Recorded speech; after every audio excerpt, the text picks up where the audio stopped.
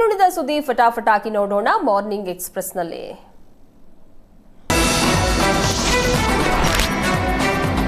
ತಮಿಳಿನಿಂದಲೇ ಕನ್ನಡ ಬಂದಿದ್ದು ಅಂದಿದ್ದ ಕಮಲ್ ಹಾಸನ್ ವಿರುದ್ಧ ಕನ್ನಡಿಗರ ಸಿಟ್ಟು ಇನ್ನೂ ಕಮ್ಮಿಯಾಗಿಲ್ಲ.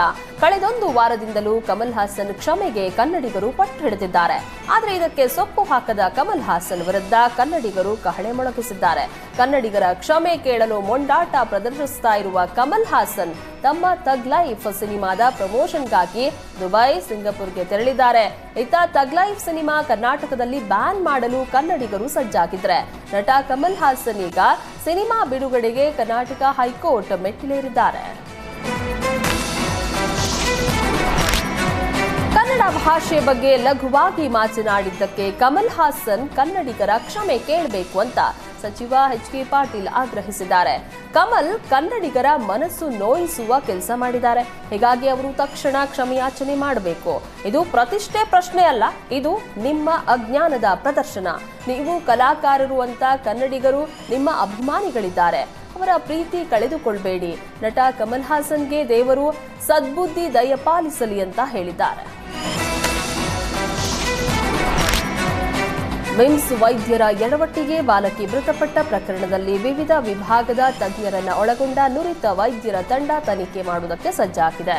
ಮಿಮ್ಸ್ ವೈದ್ಯರನ್ನ ಹೊರತುಪಡಿಸಿ ಹೊರಗಿನ 5 ತಜ್ಞ ವೈದ್ಯರಿಗೆ ತನಿಖೆಯ ಹೊಣೆ ವಹಿಸಿದ್ದು ಮಕ್ಕಳ ತಜ್ಞ, ಮೂಳೆ ತಜ್ಞ, ಸಾಮಾನ್ಯ ಶಸ್ತ್ರಚಿಕಿತ್ಸಾ ತಜ್ಞ, ಅನಸ್ತೇಷಿಯಾ ತಜ್ಞ ಸೇರಿ 5 ವೈದ್ಯರನ್ನ ಒಳಗೊಂಡಿದೆ. ಯಾವ ವಿಭಾಗದಲ್ಲಿ ತಪ್ಪಾಗಿದೆ ಎಂಬುದನ್ನು ವೈದ್ಯರ ತಂಡ ತನಿಖೆ ನಡೆಸಲಿದೆ. ಈಗಾಗಲೇ ಪೊಲೀಸರು ಆಸ್ಪತ್ರೆಯಿಂದ ಕೇಸ್ ಶೀಟ್ ಫೈಲ್ ವಶಪಡಿಸಿಕೊಂಡಿದ್ದು ಪೊಲೀಸರಿಂದ ಕೇಸ್ ಶೀಟ್ ಫೈಲ್ ಪಡೆದು ತನಿಖೆಯನ್ನ ನಡೆಸಲಿದ್ದಾರೆ.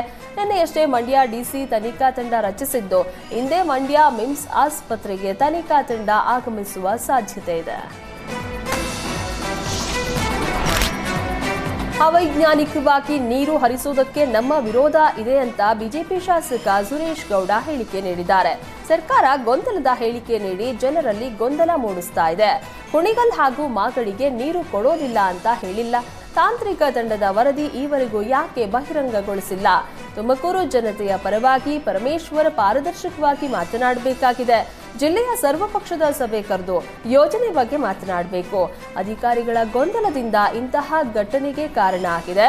ಮೂಲ ಯೋಜನೆಗೆ ಧಕ್ಕೆ ಮಾಡಿ ಕಳ್ಳ ಮಾರ್ಗದಿಂದ ನೀರು ತೆಗೆದುಕೊಂಡು ಹೋಗಲು ನಮ್ಮ ವಿರೋಧ ಇದೆ. ಹೀಗಾಗಿ ಲಿಂಕ್ ಕೆನಾಲ್ ಕಾಮಗಾರಿ ಕೂಡಲೇ ಸ್ಥಗಿತ ಮಾಡಬೇಕು. ಇದು ಖಂಡಿತ ಬಿಜೆಪಿ ಹೋರಾಟ ಅಲ್ಲ. ಸರ್ಕಾರ ಮೊದಲು ಕುಣಿಗಲ್ಗೆ 3 ಟಿಎಂಸಿ ನೀರು ಹರಿಸಲಿ, ಬಳಿಕ ತುಮಕೂರಿಗೆ ಕೊಡ್ಲಿ. ಪೊಲೀಸರು ಬಲ ಪ್ರಯೋಗಿಸಿ ಹೋರಾಟಗಾರರನ್ನ ಹತ್ತಿಕ್ಕುವ ಕೆಲಸ ಮಾಡಿದ್ರೆ ಉಗ್ರ ಹೋರಾಟವನ್ನ ಮಾಡ್ತೀವಿ ಅಂತ ಶಾಸಕ ಸುರೇಶ್ ಗೌಡ ಎಚ್ಚರಿಕೆ ನೀಡಿದ್ರು.